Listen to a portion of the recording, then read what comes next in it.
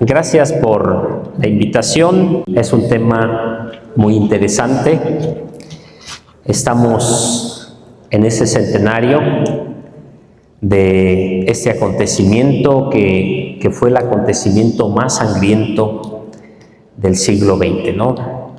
Refieren 200, 300 mil muertos y que pues comenzó desde esa ley o esas leyes de la Constitución del 5 de febrero de 1917 y que estuvo marcado sobre todo por el socialismo, por la masonería y que llevó pues a una confrontación entre la Iglesia con el Estado y que tuvo que venir un investigador francés hasta los años 1965, 1970 a estudiar este tema que así le llaman la cristiada.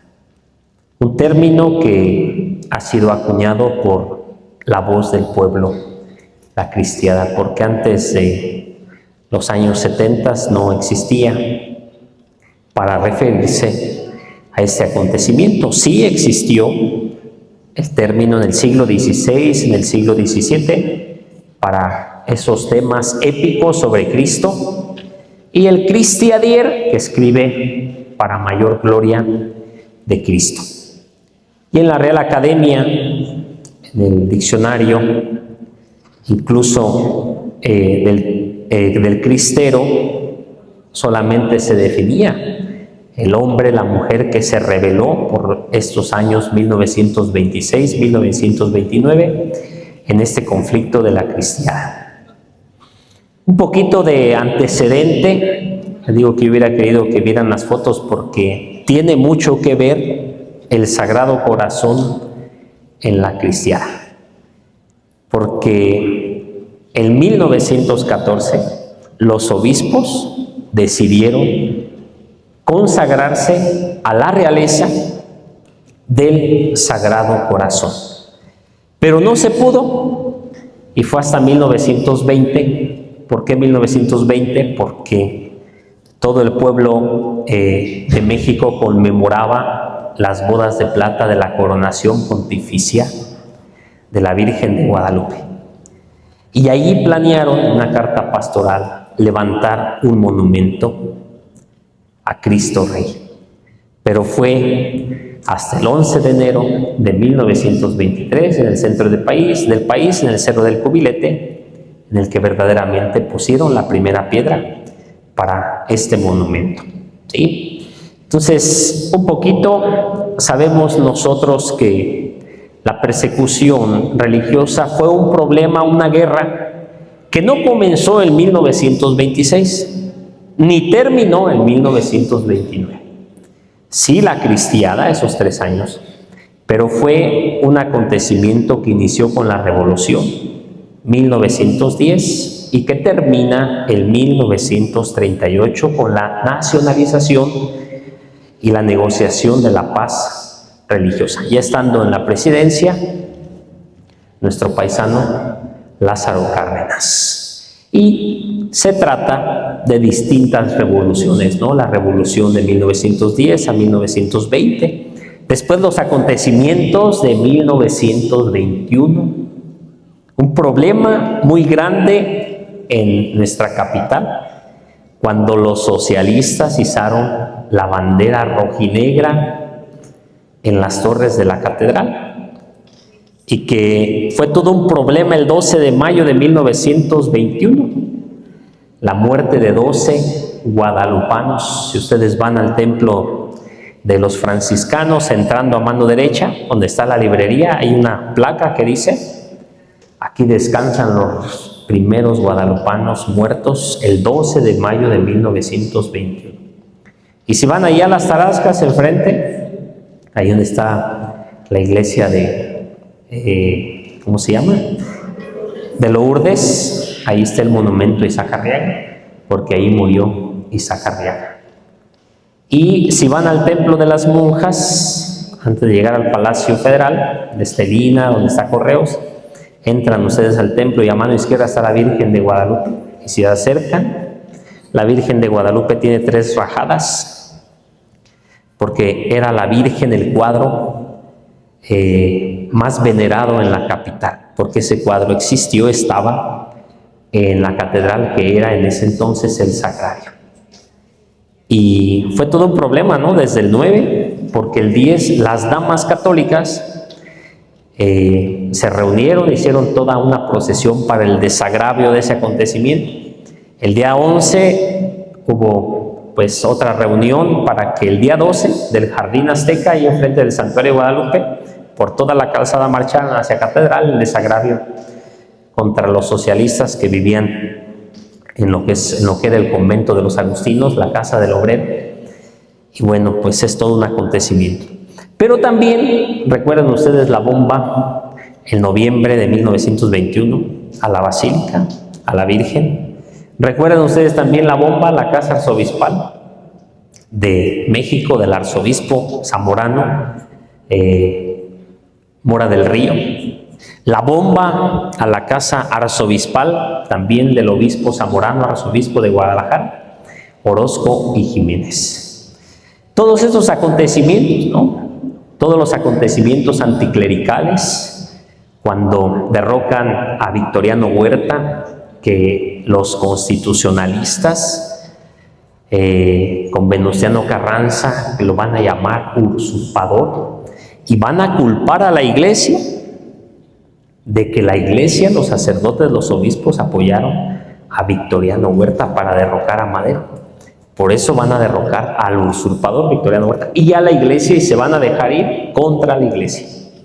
1915, casi todos los inmuebles que pertenecieron a la iglesia para la educación fueron expropiados, ¿no? Basta ver el colegio teresiano que les platicaba al lado de las monjas, basta ver el seminario de San José, el seminario tridentino, lo que es ahora la preparatoria Ortiz Rubio, que nunca se regresaron.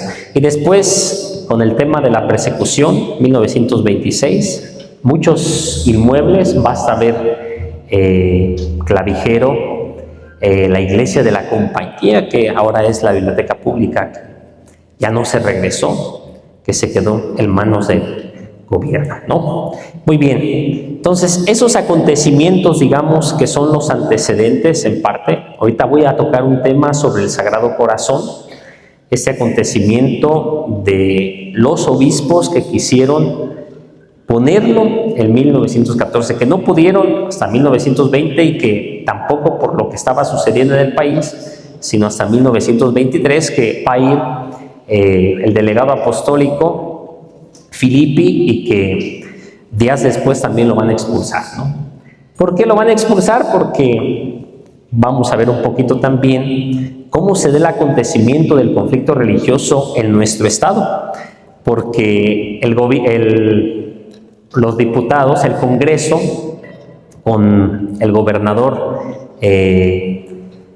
Aviña, gobernador Enrique Aviña de La Piedad, van a decretar una ley que es la Ley 62 en febrero de 1926. Ya se había dado la Constitución de 1917 sobre todo los artículos 3, 5, 24, 27, 30 y 130, que tocaban el tema de la educación. Las leyes en el Estado era todo sacerdote, sobre todo el 17 de febrero de 1926, todo sacerdote extranjero debe ser expulsado del país. Todo colegio que esté en manos, convento, órdenes monásticas, que tengan en sus manos la educación, se les va a quitar. Y el seminario, que estaba, lo que es ahora Casa ahí Salubridad del Carmen hacia Catedral, pues fue expropiado, ¿no? Más o menos el 18 de febrero de 1926. Bueno, traía esas fotografías para que un poquito se pudiera comprender mejor. Presidente Plutarco Elías Calles entra en 1924 porque se acaba la presidencia del general Álvaro Obregón.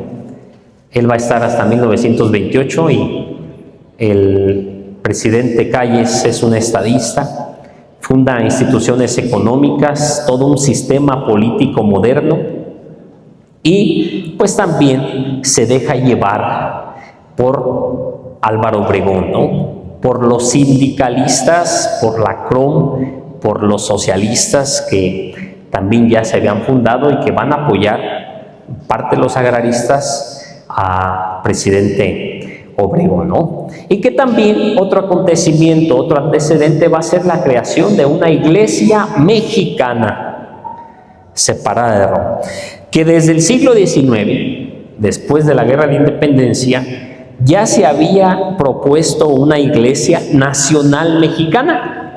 ¿Qué significaba esto? Una iglesia independiente de Roma. No queremos que el Papa, no queremos que Roma esté involucrada dentro de nuestra patria, ¿no? 1925, marzo, un ex sacerdote con los de la CROM socialista toman el Templo de la Soledad en México y bueno, pues todo un complot con los católicos porque están indignados de que hayan tomado el Templo de la Soledad y va a ser todo un cisma, ¿no? Va a ser toda una revuelta porque querían que en México hubiera, el presidente Calles, que hubiera una iglesia mexicana, ¿no? Iglesia cismática, quizá bajo el modelo soviético, ¿no? Y los católicos no se van a cruzar de brazos. Ya se había fundado en 1903 el Partido Católico Nacional. Ya se habían fundado asociaciones como aquí con los Abascal, con don Luis María Martínez en 1918, una sociedad secreta que le llamaron la U. Y estaban los caballeros de Colón, y estaba la adoración nocturna. Viene un sacerdote francés que va a fundar lo que se llamó la Liga Nacional Defensora de la Libertad Religiosa, que viene a tomar parte de los grupos y también de la acción católica de la juventud mexicana. Ustedes se han de acordar, las personas mayores, de la CJM, ¿no? Que todavía en los años 50, 60 existió en el país, ¿no? Ahora, el gobierno pues va a reglamentar estas leyes constitucionalizadas que van a ser denunciadas por la Iglesia y que Calles va a reformar el Código Penal, sobre todo el artículo 130, y va a poner otros 33 artículos y así se le llama la Ley Calles, que obliga a los sacerdotes a registrarse ante gobernación. ¿Qué significaba esto? Fue todo un problema, que los sacerdotes se registraran, porque para Morelia eran 10 sacerdotes, para una población de 10,000 habitantes, que eran 5 o 6 parroquias, un sacerdote. Y ahora, ¿quién mandaba a los sacerdotes? El gobierno, no es lo mismo. Esa era la reforma y eso era que los sacerdotes se registraran, ¿no? ¿Qué dice Roma? No hay delegado apostólico. En 1923 se chutan a Ernesto Filippi, llega Serafino Chimino, otro delegado apostólico, también se lo chutan. Va a llegar Jorge Caruana y el 10 de mayo también lo van a expulsar. ¿Por qué? Y Jorge Caruana entra con pasaporte americano por Estados Unidos, un delegado apostólico. La patria, digamos, el clero, el episcopado, se queda sin un representante de la Iglesia en nuestra patria. ¿Qué pueden hacer los obispos sin el delegado apostólico? ¿Cómo llega la correspondencia a Roma? Y entonces, el 10 de mayo de 1926, cuando el gobierno expulsa, hasta ese periodo, el último delegado apostólico, Jorge Caruana, los obispos dicen: tenemos que organizarnos, y forman un comité episcopal.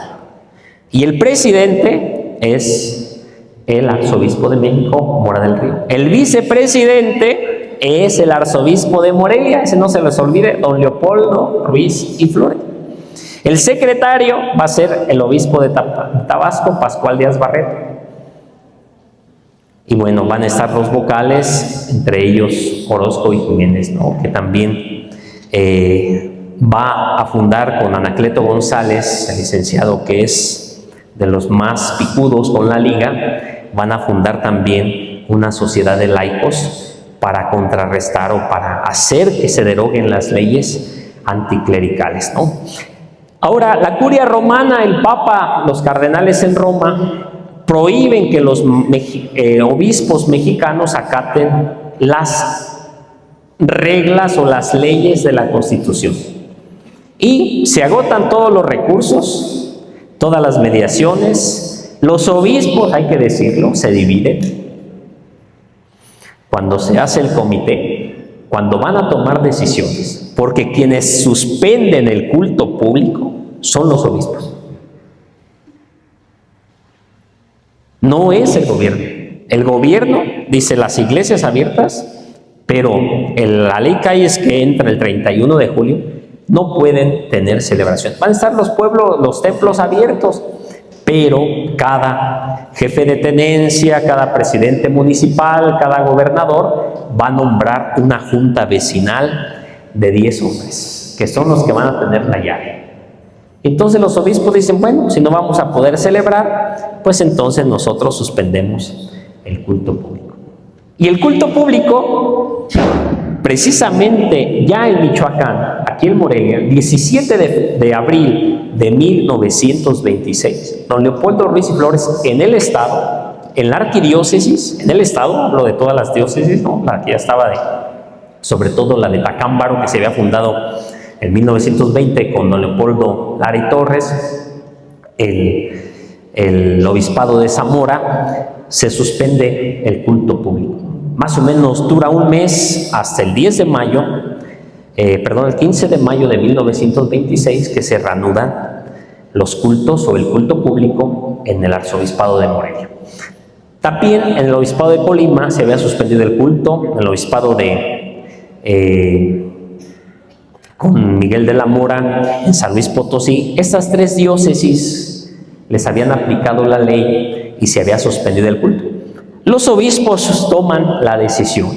Claro que le dicen a Roma, oiga, podemos suspender el culto, podemos prohibir los sacramentos. Y bueno, Roma le dice, si es conveniente. Algunos obispos, como el santo Guízar y Valencia de Veracruz, manda una carta al cardenal secretario de Estado, cardenal Pietro Gasparri, y le dice, yo veo muy perjudicial que se suspenda el culto en La Paz. Pero digamos, 38 prelados, 38 obispos en tiempo de la persecución, dicen los transigentes, porque ellos mismos se van a llamar los intransigentes. ¿Quiénes son los intransigentes? Los que siempre van a apoyar a los ligueros, que van a ser los cristeros. Los levantamientos son espontáneos. Se cierra el culto público, no crean que la liga está organizada. El boicot se da hasta el 31 de octubre de 1926, la suspensión es el 31 de julio. Septiembre, octubre, 2 meses. ¿Cuándo se van a organizar y cuándo van a tomar las armas de manera organizada? Hasta el 1 y el 2 de enero de 1927. Una vez que se suspende el culto, una vez que no hay sacramentos y que el gobierno también prohíbe administrar sacramentos de manera privada. ¿Por qué? Porque al suspender los cultos los obispos, bueno, los sacerdotes se llevaron las imágenes, se llevaron el Santísimo a casas particulares, las imágenes se repartieron, ¿no? Todavía vemos algunas personas que dicen, esta imagen era de mi abuelita. Pues sí, pero esa imagen era del templo, señora. A su abuelita se le entregó el padre para que la custodiara, ¿no? O algunas personas dicen, padre, fíjese que en mi casa teníamos un archivo de la iglesia y no lo quieren regresar. ¿Cómo? Sí, un libro de bautismos y de matrimonios. Sí, señora, señor, ese libro era de la parroquia. ¿Qué pasó? En tiempos de la persecución, los archivos fueron llevados a casas particulares. Algunos sacerdotes protegieron. Vamos a publicar, ya está en imprenta, un libro sobre la persecución religiosa en la arquidiócesis de Morelia. Más o menos Es un promedio de 850 cartas que yo investigué en el archivo de la catedral y una correspondencia de don Luis María Martínez, porque es otro tema. El auxiliar de Morelia, aquí de nosotros, es don Luis María Martínez, que en 1937 don Leopoldo Ruiz y Flores lo va a enviar, siendo delegado el apostólico, ¿no? Porque la Santa Sede, don Leopoldo Ruiz y Flores lo nombra delegado apostólico, 10 de mayo de 1929, y una vez que muere don Pascual Díaz Barreto, el día de los arreglos, 21 de junio de 1929, don Leopoldo Ruiz y Flores, el arzobispo de Morelia, le dice a Pascual Díaz Barreto: el Papa Pío XI te ha nombrado a ti arzobispo de México, ¿no? Don Pascual Díaz Barreto estará del 29 al 36 y después cede vacante el arzobispado de México y don Leopoldo Ruiz y Flores es el que firma, es el delegado apostólico, pues dice a su auxiliar, don Luis María Martínez, que había recibido el nombramiento de coadjutor en 1934, le dice: no te vas a quedar en Morelia. Morelia es poca cosa, te vamos a enviar a México. Y se convierte en el primer arzobispo primado de México, ¿no? Y es súper interesante una correspondencia, un epistolario de don Luis María Martínez a don Leopoldo Ruiz y Flores. Porque hay que saber que en 1927 casi la mayoría o la mitad de los 38 obispos son desterrados. Los que no son desterrados están escondidos, como don Luis María Martínez, como don Orozco y Jiménez, como Amador Velasco, el de Colima, el de Guadalajara, el auxiliar de Morelia, se quedan escondidos. Por eso vemos las fotos con bigote y a veces a caballo y con su sombrero, ¿no? Andan a salto de mate en los cerros o en casas escondidos. Y es una correspondencia de lo que le está sucediendo a los sacerdotes. Entonces, muy interesante qué pasó con los sacerdotes de 1926 a 1929. ¿Sí? Muy bien. Entonces, yo quisiera compartirles la fiesta de dedicación al Sagrado Corazón de Jesús en 1914, que fue la prefiguración del monumento del cubilete. ¿Qué significó esta dedicación al Sagrado Corazón de Jesús en 1914? Fue el apogeo de la organización de los católicos mexicanos, principios, la segunda década de 1920. La consagración de la nación al Sagrado Corazón de Jesús, ¿cuándo? 6 de enero de 1914. Fue la primera consagración que ustedes, las del Sagrado Corazón, hicieron aquí en nuestra patria. Y que fue la prefiguración del Cerro del Cubilete, del monumento a Cristo Rey del Cubilete, ¿no? ¿Qué pasó? El Papa Pío X, que celebrábamos ahí en su fiesta, el 12 de noviembre de 1913, lo había autorizado. ¿Cómo? Pues concurrió al acto el Centro de Estudiantes Católicos para proclamar la realeza temporal de Cristo. Los grupos católicos laicos se organizaron para hacer el homenaje el 11 de enero de 1914. ¿Por qué? Pues porque el grupo de católicos tenía fe en que se podría tener un mejor entendimiento entre la Iglesia y el Estado. En 1914 las cosas no están sencillas.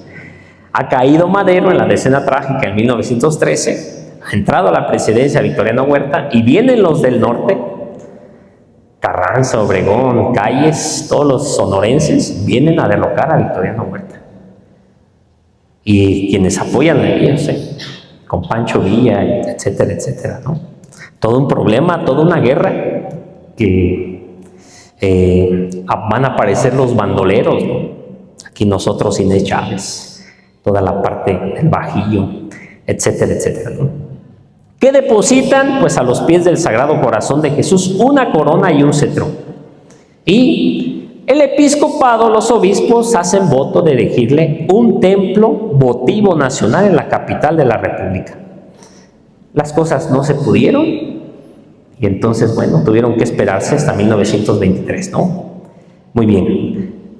1920, para celebrar las bodas de plata de la coronación pontificia de la Virgen de Guadalupe, se tiene una junta presidida por el arzobispo de México para levantar un templo a Cristo Rey en el Cubilete. En el 21 se dan cuenta de todo lo que está pasando ya con los socialistas, y bueno, pues será hasta el 11 de enero de 1923 en que pongan la primera piedra. ¿Por qué la Iglesia ha guardado silencio hasta 1992? ¿Por qué la Iglesia guardó bajo 5 llaves sus archivos? Pues hubo un silencio, una prudencia muy extrema para no amenazar una situación que no mejoraba. Y bueno, pues todo fue un silencio desde 1940, cuando llega Ávila Camacho, que ya está la paz. Saben ustedes que viene una segunda cristiana, sobre todo cuando entra el primer sexenio del general Cárdenas de 1934 a 1940, sobre todo con la educación socialista de Bassols en 1935, y que van a expulsar a todos los seminaristas, donde piden apoyo el Montezuma Nuevo México, y se va a fundar el seminario de Montezuma, un hotel que compra el episcopado americano, ¿no? Hacen una colecta a nivel nacional en Estados Unidos y hay un sobre, ¿verdad?, con un niño tocando a la puerta porque están persiguiendo a la iglesia en México, y todos los seminaristas, sobre todo los del Mayor, de toda la República, se van a Montezuma. Habían tenido una prueba ya en tiempos de la Revolución. 1917 se había fundado Castroville, también ahí en Estados Unidos, y habían estado al frente los padres del Espíritu Santo. Aquí en Montezuma, quienes les dieron las clases a los sacerdotes fueron los maestros jesuitas de la Universidad Gregoriana. ¿Sí? Muy bien. Entonces, no se hablaba de esta tragedia hasta que vino Meyer, y Meyer también lo expulsaron. 1965-70, y después Alicia Olvera, otra maestra historiadora, viene también a escribir La Guerra Cristiana. Desde 1992, ya un poquito con el arreglo Iglesia-Estado en la patria, ya con la presencia de un delegado apostólico, bueno, las cosas están cambiando, y ahora el tema a los 100 años pues se está dando, ¿no? Muy bien. Ya Meyer llegó a decir: la cristiada estuvo satanizada. No se hablaba. ¿Sí? Así lo decía Meyer: la cristiada estuvo satanizada. Y hoy hay toda una industria turística en torno al tema de la cristiada. Hay ruta de los mártires de la cristiada, hay museos, hay monumentos, hay libros, hay santuarios, hay capillas, hay hasta una tequila. Hay también una cabalgata cristera, sobre todo en los altos de Jalisco, ¿no? Las marcas, los cristeros, ¿no? ¿Sí? Muy bien. Jan Meyer lo dijo: la iglesia estuvo silenciada hasta 1992 y guardaba sus archivos con 7 llaves. No decía ni una sola palabra a sus seminaristas, mucho menos a sus laicos. ¿Ustedes escucharon de 1900 para atrás el tema de la iglesia en la escuela? Jamás. Hasta ahora, con el centenario, estamos viendo cómo fueron las leyes contra la iglesia persecutorias, y eso hay que decirlo, porque muchos años se juzgó al arzobispo de Morelia por los arreglos. Y es un tema. Jan Meyer tiene un libro, Si se pueden llamar arreglos, que publica en el 2021, y que ya toma documentación del fondo de don Pascual Díaz Barreto, el arzobispo de México, ¿no?, que no se había tocado. También ya toca documentos del Archivo Apostólico Vaticano, que se llamaba hasta 2019 el Archivo Secreto Vaticano. Y también otro extranjero, Pablo Balbo, que tiene una obra excelente sobre toda la correspondencia que los obispos llevaron a la Santa Sede, o enviaron a la Santa Sede vía delegado apostólico en Washington, Cicognani, vía a través de los obispos que viajaban, sobre todo cuando se trataban de dar los arreglos, porque los arreglos se dan el 21 de junio de 1929, pero desde 1927 se trataba de arreglar la situación. ¿Quién iba a entrar y quién había quedado como presidente de la República en 1928? Otra vez el general Obregón, ¿no? Y el día que es asesinado, 17 de julio, en La Bombilla, a las 4:30 de la tarde, por un católico que había pertenecido a la CJM y que era de la Liga del Toral, católico, caricaturista que se mete ahí al restaurante. ¿Por qué? Porque Obregón esperaba al embajador norteamericano, un chaparrito, Dick Whitmore. Tenían la comida a las 4:30 en el restaurante, pues el caricaturista entró. General Obregón llegó a las 4, la comida era a las 4:30, era la cita a las 4:30, el embajador, muy puntual como americano, iba a llegar, ¿no? Cuando llega, pues ya, el joven del Toral se lo echa, no sé cuántos tiros le meten en el pecho a 1 metro de distancia, ¿no? Obregón le convenía llegar a unos arreglos y hay todo un estudio sobre los arreglos, ¿no? Muy bien, la cristiada, no sé cuánto tiempo me falta, creo que 5 minutos. La cristiada toma distintas formas y dimensiones en los estados, ¿no? En las regiones. Donde, pues, es muy fácil decirlo, donde mejor está organizada la Liga o la CJM, que eran 11 regiones, y cada región no es como ustedes, regional, ahora foranía, zonas, igual la CJM, así estuvo organizada. Y donde estaba más fuerte la CJM o la Liga Nacional Defensora de la Libertad Religiosa fue donde mayor estuvo el problema de la cristiandad. ¿Y dónde? En el centro del país, ¿no? Ustedes ven en Monterrey, nada de persecución. Van a Quintana Roo, nada de persecución, pero Durango, Zacatecas, León, Aguascalientes, Michoacán, Jalisco, Guanajuato, todo el conflicto a todo lo que da, ¿no? Entonces, eso ahí está. Con ustedes, el 11 de enero de 1923, se pone la primera piedra, como ya decía, y se anuncia en esa pastoral colectiva, en 1920, con motivo del aniversario de la coronación de la Virgen, que se va a construir un monumento a Cristo Rey, ¿no? Y los obispos dicen, bueno, vamos a retomar el voto que hicieron los laicos en enero de 1914, para consagrar este templo al Sagrado Corazón de Jesús. Y es lo que tenemos, ¿no? Y fue un problema porque el gobierno también, ante esto, al declarar el monumento nacional, primero de modestas proporciones, que ya había sido erigido a principios de 1920 por el obispo de León, don Emeterio Valverde y Telles, que también es el intelectual de su época, tiene unas obras muy buenas de historia, y pues él va a decir, bueno, en 1923 que se sustituya por otro más decoroso y digno, ¿no? Y pues al construir este templo, este monumento, bueno, pues que se dedique al Sagrado Corazón de Jesús, ¿sí? Y el 13 de enero, 2 días después, el presidente Obregón decide expulsar a Monseñor Felipe en el término de 72 horas. Le da 72 horas. Si no sale del país, ¿qué le va a pasar? Lo que le va a pasar a los obispos o a los sacerdotes, los van a encarcelar, ¿no? Y algunos, pues, como en la cristiada, los van a fusilar. ¿Sí? ¿Les sigo? Bueno. Muy bien. Entonces, bueno, ahí está el monumento a Cristo Rey. Ahora, la expulsión del delegado, un poquito me regreso, ya fue una advertencia para el clero, ¿no?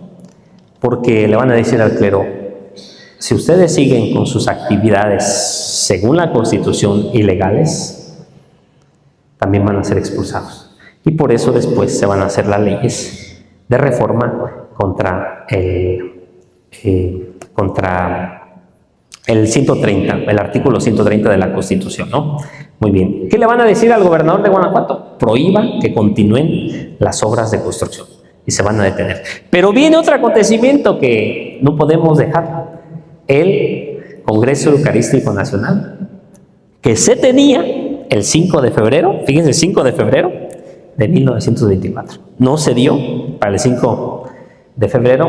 El episcopado, en una carta pastoral, dice, bueno, pues si no se pudo el 5 de febrero, pues la vamos a tener en octubre de 1924. Ya desde el 2 de junio de 1923, después de que han prohibido ya los trabajos del monumento, pues dicen, vamos a hacer un congreso eucarístico nacional. No hay una procesión, tenía una procesión desde el lugar donde se llevó a cabo el congreso, como ustedes, hacia la basílica, y no se dio porque el gobierno dijo, ¿cómo que están haciendo un congreso eucarístico los católicos? No, investiguen quién ha organizado el congreso, vamos a proceder contra ellos y se les va a aplicar la ley porque están violando el artículo 33.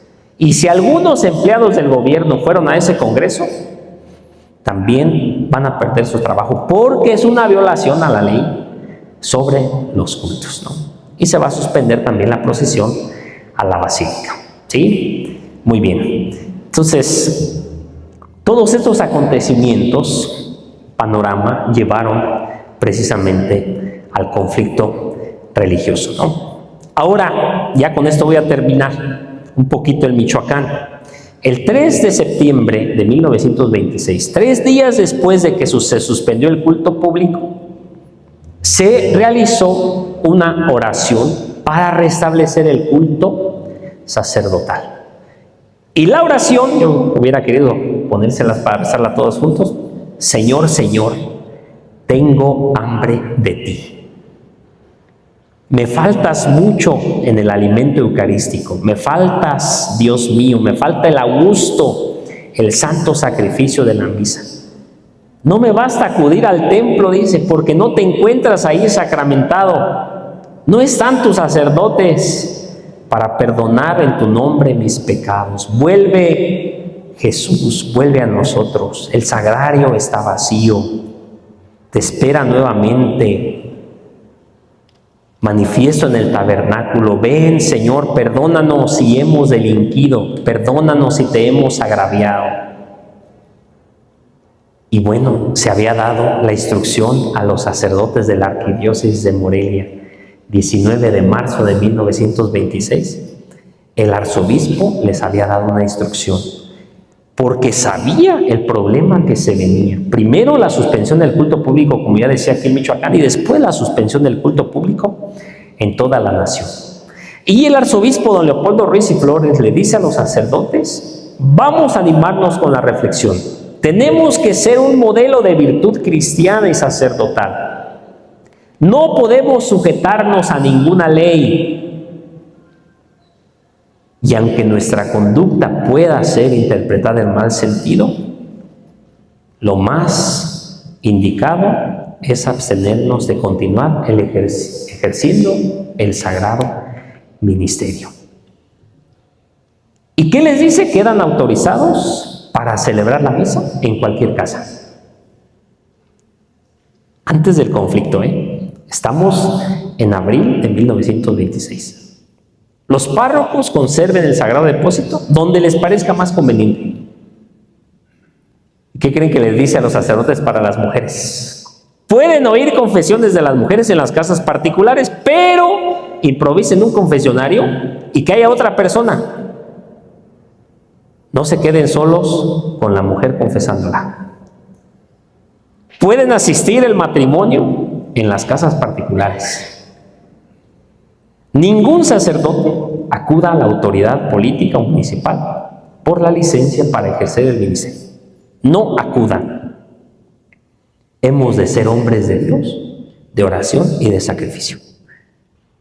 Una instrucción de don Leopoldo Ruiz y Flores a los sacerdotes, ¿no? La traía en las fotos y, bueno, pues a grandes rasgos, ¿no? Ahí la persecución da para mucho. Falta ver el tema de los obispos, los 38 obispos, los transigentes, los intransigentes, ¿no? Un obispo lo procesaron, el obispo de allá del norte, Juan Navarrete, de Sonora, porque pues ya en pleno conflicto introdujo armas para apoyar a los cristeros, ¿no? Los ligueros, la liga que no dependía del episcopado de los obispos, sino era independiente, le pide a los obispos que nombren capellanes castrenses. Los obispos le dicen que no, pero que dejan en libertad a los sacerdotes, y algunos sacerdotes tomaron las armas. Aquí de la arquidiócesis solamente yo encontré un poquito el párroco aquí antes de llegar a Lagunillas, ¿cómo se llama? Se me fue el nombre aquí el municipio. ¿Ande? Adelante de Tiripetío. Guiramba, el párroco de Guiramba, ¿no? Sí, más hombres tomaron las armas, sacerdotes, en el obispado de Tacámbaro. Y se entiende, porque el obispo que siempre estuvo apoyando a la Liga fue el obispo de Tacámbaro, que era de nuestro clero. Del clero de Morelia, el obispo de Tacámbaro, don Leopoldo Lara Torres, el obispo de Querétaro, Francisco Vanegas Galván, el obispo auxiliar de Morelia, don Luis María Martínez. También el arzobispo de Durango, González y Valencia, siempre estuvo apoyando a los ligueros. Y también el obispo joven de Huejutla, José de Jesús Manríquez y Zárate, estuvo apoyando a los ligueros, ¿no? Y también la Liga le pidió a los obispos que con sus amigos de más ricos les ayudaran con dinero, ¿no? Unos ligueros se fueron a Roma y fundaron una sociedad Vita, para pedir dinero en Italia y en Francia y en otros lugares y poder comprar municiones y armas, ¿no? Porque la Liga no tenía armas, porque la Liga tampoco nunca quiso derrocar al gobierno. Sí quiso que el gobierno derogara, quitara las leyes, sobre todo esa reforma de calles, la ley calles. Pero bueno, da para mucho, ya con eso. Padre Daniel, muchísimas gracias.